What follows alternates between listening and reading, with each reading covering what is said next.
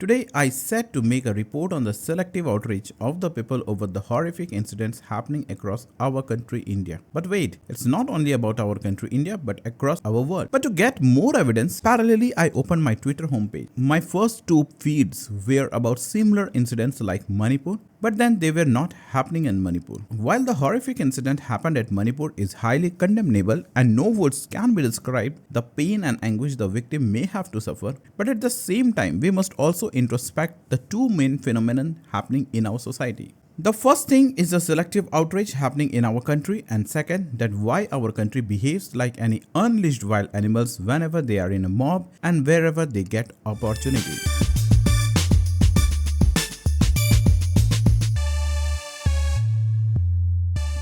Let us discuss the first issue.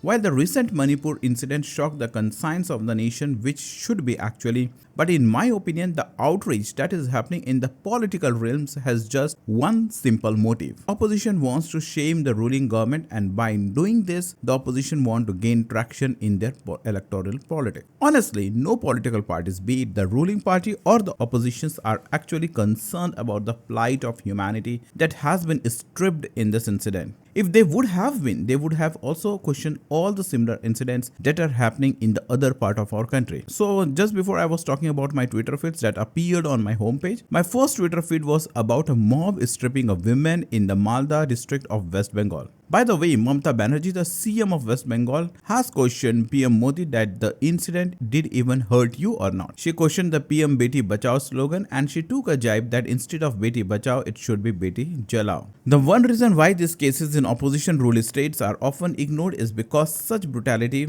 could be the part of their daily news, and hence people would have become immune to it. One more incident also took place in the Congress rule state Rajasthan. The drama that unfolded in Rajasthan was even more concerning. A minister in the Congress ruled state said that before looking into Manipur, let us introspect what is happening in our own state. The minister, is one of few such politicians across the political parties who dare to call spade a spade. But do you know what followed this event? The minister was sacked. One thing I am pretty much sure about is that Congress has more spine and determination to control defections from the party and to maintain the discipline in their party. They didn't bother about any media or public backlash, and they did whatever they felt was right. On the other hand, ruling BJP government is more concerned about how media and public will perceive their action. That's the reason why the ruling BJP minister at center were more busy in doing podcasts with YouTube influencers and getting less time to take any decisive actions that are urgently needed to be taken to control the law and order in our society. Anyways, coming back to the point, our country is suffering from the symptom of selective outrage. Whenever any incidents happen, people first focus on the victim's religion, their caste, their any political affiliation, and the state from where they belong. If they find all the boxes are ticked, then they outrage against such incidents.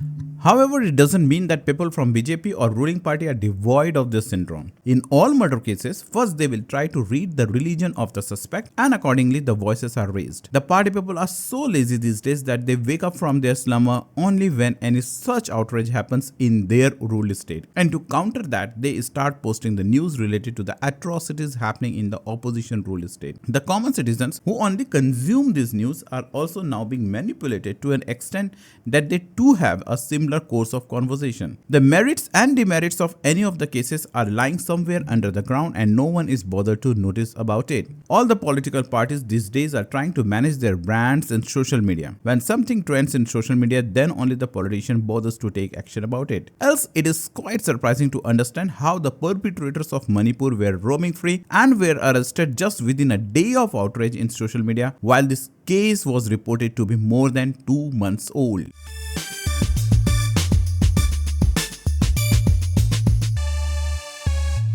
Now let's talk about the second most important aspect of this conversation, and which I think is the most crucial factor about why our society is turning into such kind of a wild human beings. Problem in our society is that we are so connected as never before, but at the same time we are now more divided than ever before. The relationships are being made or broken on the basis of the preference of the political parties or religious beliefs and practices. Not only in India, but the entire world is witnessing a great divide between the various classes of society. The recent example was France riots, where a group of minorities rioted against the ruling government. There is also a religious divide where one religion is continuously trying to prove their supremacy over others. Within the same religion, there is a clash within castes, between regions, between villages, and in fact between what we eat. A simple topic like vegans versus non-vegans has the potential to ignite a violent event. No one knows what could be. And this latest event of Manipur has yet again shook the conscience of our nation. It was again a result of a rift between two communities of Manipur trying to have control of power in that state. These incidents are disturbing. But even with the increased policing, improved media, the number and brutality of the incidents are only increasing. The obvious question that arises is why mob are going so crazy. So imagine an unruly mob coming toward us, and there we would find that people are just holding cameras and recording our helplessness. We would be pleading about our life, but all things that matter to the people around us would be a potential viral post. Somehow our entertainment industry is also greatly shaping the way we are thinking. If you see recent movies and web series, we could notice that the protagonists of the stories are mostly villains. They just need to have a style and appeal, and the people will be crazy for them. These stories are indoctrinating the vulnerable society with the mindset that the people doing such horrific acts are acceptable and normal in our society. In fact, in today's society, if you offer a VAT of 1 lakh rupees on one hand and on the other hand give them a chance to make them influencers or celebrities, the odds are that the people will prefer to be influencers. But why? Why they will sacrifice the lakh rupees and they will still want to become an influencer? Because nowadays we are fantasizing to control the mind and the thought of the people. Because we think that such things are cool. By doing such things, we can make even more money. People slam abusive languages to other and post it on the reels, and many times then they are becoming an overnight sensation. Few of them are even invited to the shows like Big Boss. Our society is getting signals that education and hard work are of no use.